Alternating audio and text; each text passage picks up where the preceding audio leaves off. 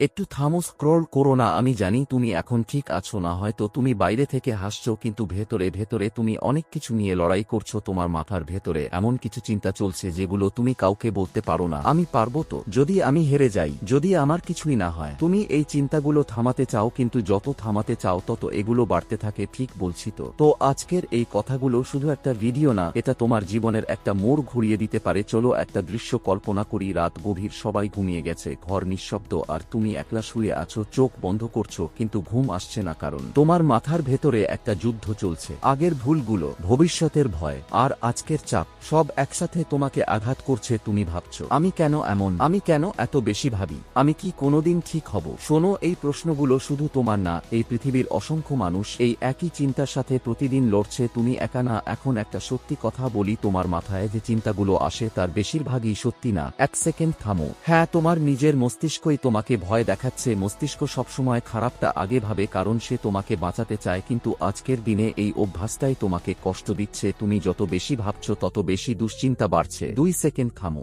আর সবচেয়ে খারাপ ব্যাপার, তুমি এই চিন্তাগুলোকে সত্যি মনে করে ফেলছো। আমি পারবো না, আমি ব্যর্থ, সব শেষ। কিন্তু এগুলো সত্যি না, এগুলো শুধু ভয়। একটা জিনিস মনে রাখো, চিন্তা মানে সত্যি না, চিন্তা মানে শুধু একটা ভাবনা, কিন্তু তুমি সেই ভাবনাকে সত্যি বানিয়ে ফেলছো। ধরো, তোমার মাথায় এলো, আমি হেরে যাব। এটা কি সত্যি? না। এটা কি নিশ্চিত? না। এটা কি ভবিষ্যৎ? না। এটা শুধু একটা ভয়, কিন্তু তুমি সেটাকে বিশ্বাস করছো। এখানেই সমস্যা। এখন আসল প্রশ্ন, এই চিন্তা থামাবে কিভাবে? আমি তোমাকে 4টে সহজ উপায় বলছি। প্রথম উপায়, নিজের চিন্তাকে চিনো। যখনই খারাপ চিন্তা আসবে নিজেকে বলো, এটা শুধু একটা চিন্তা। এতে তোমার মন একটু শান্ত হবে। দ্বিতীয় উপায়, থামো আর গুনো। চোখ বন্ধ করো, গভীর শ্বাস নাও, তারপর গুনো 5, 4, 3, 2, 1, তারপর উঠে কিছু করো। তৃতীয় উপায়, শরীর নড়াও, উঠে দাঁড়াও, মুখে জল দাও, একটু হাঁটো। শরীর বদলালে মনও বদলায়। চতুর্থ উপায়, ছোট কাজ শুরু করো। বড় কিছু না, ছোট একটা কাজ করো। একটু পড়া, একটু লেখা, একটু কাজ।